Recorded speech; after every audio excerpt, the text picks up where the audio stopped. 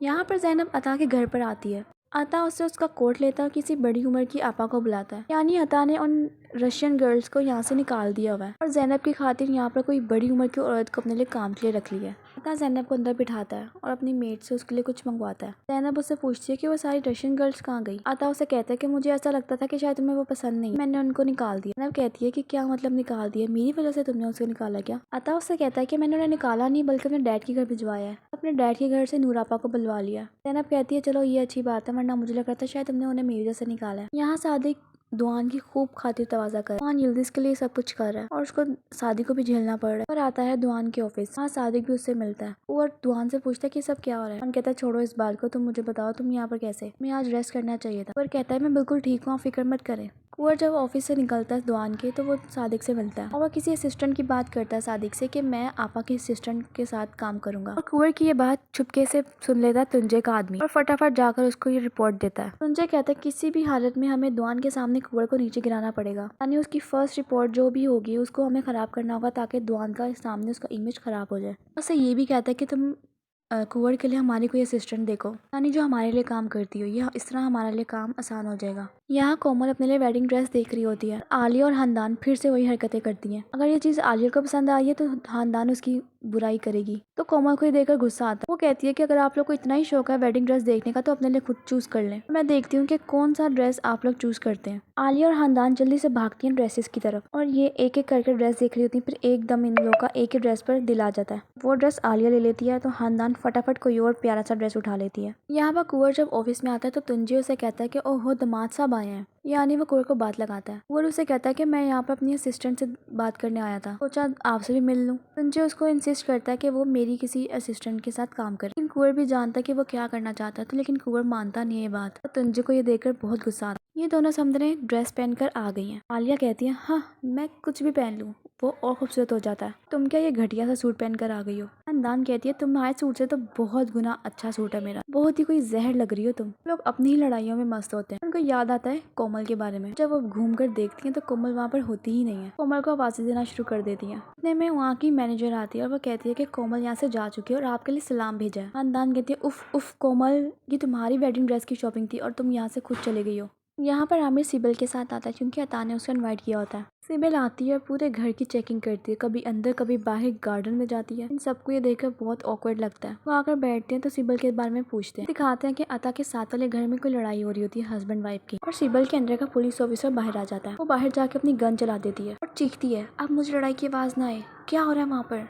देखकर तो इन तीनों की हवाई निकल जाती है। वो पूरी अपनी बॉडी पर हाथ लगाकर देखते कि हमारे तो नहीं छेद हो गया कोई। सिबिल अंदर देखते हुए कहती है सब ठीक है ना, मैं सब संभालूंगी, टेंशन मत लो। तीनों टेंशन के मारे कहते हैं हाँ हाँ हाँ क्यों नहीं, बिल्कुल बिल्कुल। यहाँ पर दुआन को पता लगता है कि यिल्दिज़ ने कोई अकाउंट बनाया और उसके 4 सब्सक्राइबर्स भी हो गए और साथ ही साथ उसको अकाउंट में पैसे भी आ गए। दुआन यिल्दिज़ को सख्ती से मना करता है कि तुम्हें इन चीज़ों की कोई ज़रूरत नहीं है और तुम ये चीज़ छोड़ दो।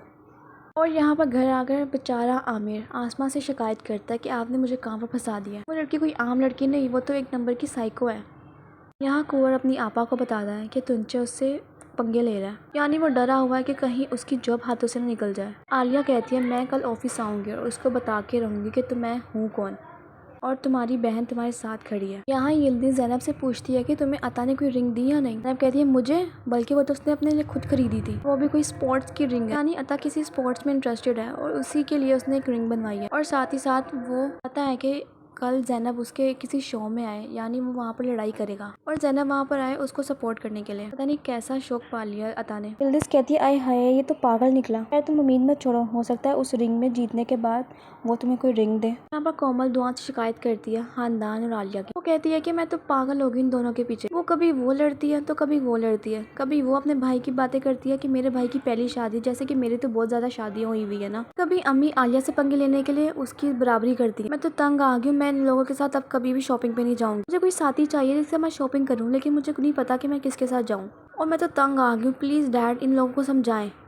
वान कहता है तुम्हारी खुशी से बढ़कर कुछ नहीं है मेरे लिए, तुम फिक्र मत करो। मैं ऐसा क्यों नहीं करती कि तुम यिल्दिज़ के साथ शॉपिंग पर जाओ। कोमल कहती है कि आइडिया बुरा नहीं है। कोमल आती है यिल्दिज़ के पास, वो उससे कहती है कि अम्मी और आलिया ने तो मेरा दिमाग खराब करके रख दिया, एक तुम ही हो जो उनसे निपट सकती हो, आप प्लीज उनसे पीछा छुड़वा दो तो मैं तो पागल ही हो जाऊंगी।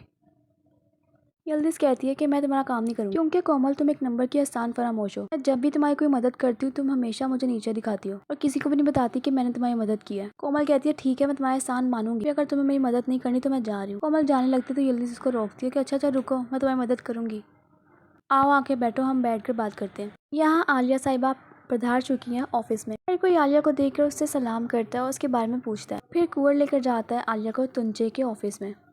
आलिया को देखकर तुंचे के रंग उड़ जाते हैं। आलिया आकर बैठती है और कहती है कि कुंवर तुम्हारे बारे में बहुत बातें करता है, मैंने सोचा क्यों ना अपने प्यारे भाई से मिलते हुए तुम्हारे से मिलकर जाऊँ। तुंचे कहता है हाँ क्यों नहीं। आलिया कहती तुम तो जानते हो मैं यहाँ की CEO थी, मेरा भाई यहाँ पर भी काम कर रहा है, इस लिहाज से मेरे भाई का बैकग्राउंड बहुत स्ट्रॉन्ग है, यानी तुम यहाँ पर हो तो तुम्हें चाहिए तुम मेरे भाई की मदद करो। तुंचे कहता है हाँ मैं कुंवर को सिखा रहा हूँ। आलिया कहती क्या क्या क्या तुम मेरे भाई को सिखा रहे हो, तुम इसको कुछ सिखाओ मत क्योंकि वो हमेशा से मेरे साथ यहाँ पर काम करता रहा है, तुम सिर्फ उसकी मदद करो, सिखाने की तुम्हें कोई ज़रूरत नहीं है उसे।